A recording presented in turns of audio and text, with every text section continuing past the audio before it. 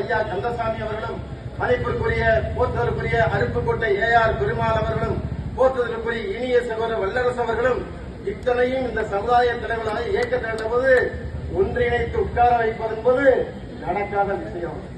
ஆனால் இன்று சமுதாயத்தில் அருமை தலைவர் கதிரவனையும் சரி, திருமாலியும் சரி, அடிமை முருகேசியும் சரி, நம்ம அபேல் மூர்த்தியும் சரி, ராம லட்சுமணர்களையும் சரி, அத்தனை அருமை மருது உருவம் கட்டி வந்திருக்கிற எங்கள் கருமாத்தூர் பூசாரிகளையும் சரி, கண்ட நாட்டை சேர்ந்த அத்தனை பேரையும் சரி, இந்த சமுதாயத்தை சேர்ந்த அத்தனை பேரையும் ஒன்றிணைத்த பெருமை மாண்புமிகு எடப்பாடி அழைத்தார்.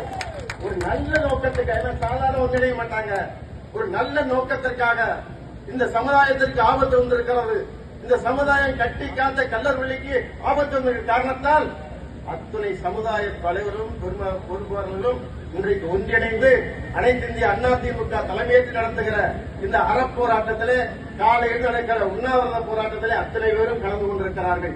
எனக்கு இருக்கிற பெருமையை தான் நான் தன்னை பற்றி சொல்லுவதை பெருமையோடு சொல்ல கடமைப்பட்டிருக்கிறேன்.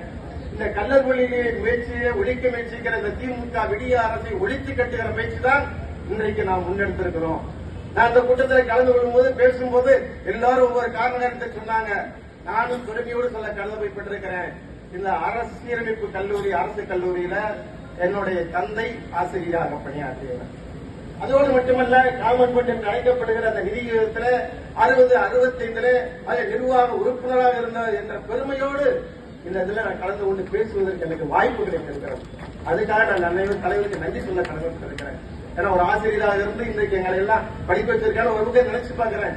இந்த கல்லர் சிறை பணி மூலம் படித்தவர்கள் பல்வேறு முன்னுக்கு வந்திருக்கிறார்கள். இங்க இருக்கிற பெரிய பிள்ளாரும் மையத்தாலும் எல்லாம் சொன்னாங்க, நாங்கள் கல்லூரியை படிக்காவிட்டாலும் கூட எங்க அருமை அண்ணன் NS பொன்னையா அவர்கள் வந்திருக்கிறார், பெருங்காவலர்களை உருவாக்கிய என்று. அவர் படித்த, நாங்கள் படித்த பசுமன் முத்துராமலிங்கத்தை அவர் படித்த அந்த பசுமலை மேல்நிலைப் பள்ளியிலே, உயர்நிலைப் பள்ளியிலே நானும் அருமையிலே NS பொன்னையாவும் இன்னொரு படிக்கிற வாய்ப்பு எங்களுக்கு எல்லாம் கிடைத்தது.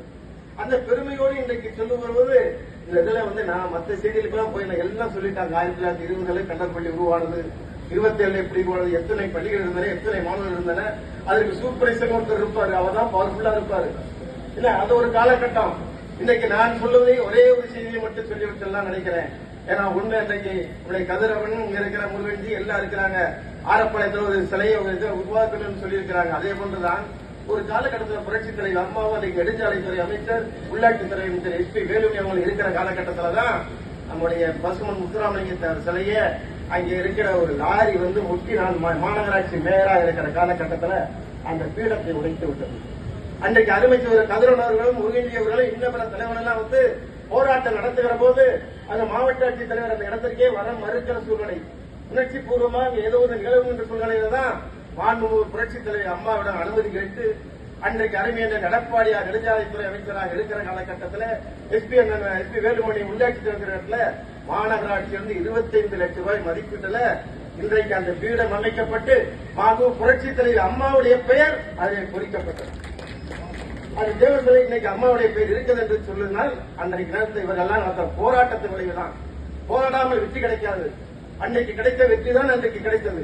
அது மட்டுமல்ல, இன்றைக்கு சந்துரு கமிட்டியை பத்தி எல்லாம் பேசினாங்க. நீதியரசர், முன்னாள் நீதியரசர் அருமான நம்முடைய VP பரமசிவம் அவர்கள் அழகாக மிக தெளிவாக அற்புதமான அந்த கருத்தை எடுத்துக் கொடுத்தாங்க. என்ன மதிப்பிற்குரிய அவர்கள் சொல்லிட்டு இருந்தாங்க, சந்துரு யார்? அந்த முன்னாள் நீதியரசரை நாம் விமர்சிப்பதில்லை. சாதாரணமா நீதியரசர்களை ஜட்ஜிகளை விமர்சிக்க மாட்டோம். ஆனாலும் இந்த மதிப்புக்கு சந்துரு கொடுத்த ஜட்ஜி அறிக்கை எப்படி இருக்குது என்று சொன்னா, அவர் சொன்னாரு, அவர் ஒரு கம்யூனிஸ்ட் மாதிரி தீவிரம், எனக்கு நன்றாக தெரியும். நானும் அவரும் சென்னை சட்டக்கல்லூரியில ஒன்றாக படித்தவர்கள், ஒரே வகுப்பறையில ஒரே இதுல.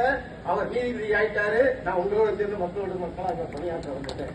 இல்ல அந்த நீதியரசராக இருக்கிற போது அவர் செய்கிறதுனா, அன்னைக்கு நாங்க பல பேர் இந்த சட்டக்கல்லூரி அத்தனை பேர் நம்ம தென் மாவட்டத்தில் போறவங்க பூரா திராவிட இயக்க